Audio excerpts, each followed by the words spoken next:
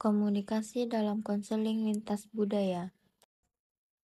Komunikasi dalam konseling lintas budaya. Komunikasi dalam konseling lintas budaya sangat penting untuk memastikan pemahaman yang baik antara konselor dengan klien, berasal dari budaya yang berbeda.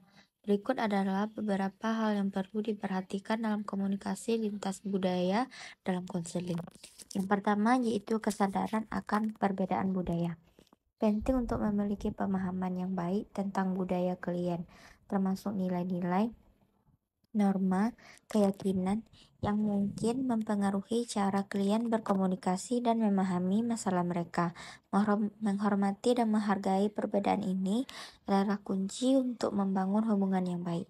Yang kedua yaitu bahasa. Bahasa, pastikan Anda menggunakan bahasa yang dapat dimengerti oleh klien. Jika ada perbedaan bahasa, pertimbangkan untuk menggunakan penerjemah atau interpreter untuk memastikan pesan Anda sampai dengan jelas. Yang ketiga yaitu nonverbal communication. Selain bahasa, perhatikan juga komunikasi nonverbal seperti ekspresi wajah, gerakan tubuh, dan kontak mata. Ingatlah bahwa tanda-tanda nonverbal dapat memiliki makna yang berbeda dalam budaya yang berbeda, jadi penting untuk memahami konteks budaya klien. Komunikasi efektif dalam konseling lintas budaya. Komunikasi efektif dalam konseling lintas budaya melibatkan beberapa strategi yang dapat membantu membangun pemahaman dan hubungan yang baik antara konselor dengan klien yang berasal dari budaya yang berbeda. Berikut adalah beberapa tips untuk mencapai komunikasi efektif dalam konseling lintas budaya. Yang pertama yaitu kesadaran akan keberagaman budaya. Pertama-tama, penting untuk memiliki kesadaran yang kuat tentang keberagaman budaya dan menghargai perbedaan yang ada. Memiliki sikap terbuka dan inklusif akan membantu Anda menghindari prasangka dan stereotip yang dapat menghalangi komunikasi yang efektif. Yang kedua yaitu pemahaman tentang budaya klien. Upayakan untuk mempelajari lebih lanjut tentang budaya klien Anda. Kenali nilai-nilai, norma, tradisi, dan keyakinan yang mungkin mempengaruhi cara klien berkomunikasi dan memahami masalah mereka. Ini membantu Anda menghindari kesalahpahaman dan menghormati perspektif unik klien. Yang ketiga yaitu gunakan bahasa yang jelas dan sederhana. Pastikan Anda menggunakan bahasa yang dapat dimengerti oleh klien.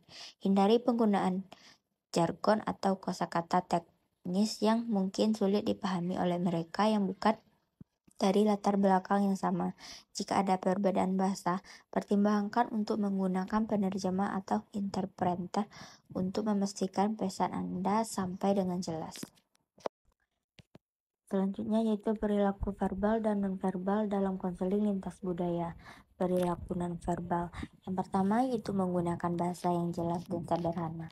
Gunakan bahasa yang dapat dimengerti oleh klien.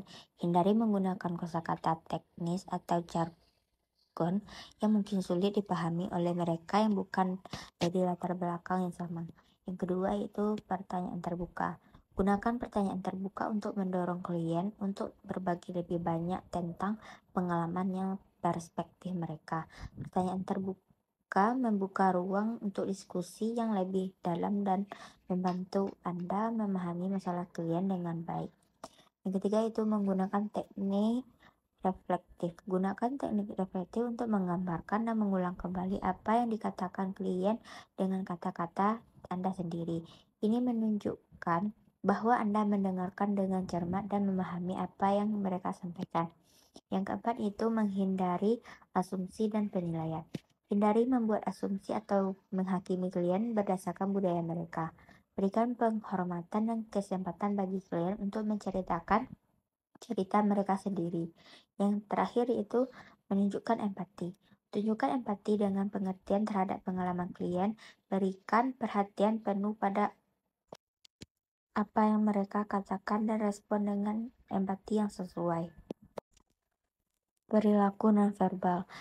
1. Kontak mata. Jaga kontak mata yang tepat dengan klien. Kontak mata yang baik menunjukkan ketertarikan dan penghormatan klien. Yang kedua yaitu ekspresi wajah. Gunakan ekspresi wajah yang menunjukkan minat dan pengertian terhadap pengalaman klien. Ekspresi wajah yang positif dan responsif dapat membantu menciptakan iklim yang aman dan mendukung. Yang ketiga yaitu gerakan tubuh. Gunakan gerakan tubuh yang mendukung komunikasi Anda, misalnya mengangguk untuk menunjukkan pemahaman atau mengarahkan tubuh Anda ke arah klien untuk menunjukkan ketertarikan. Yang keempat itu bahasa tubuh.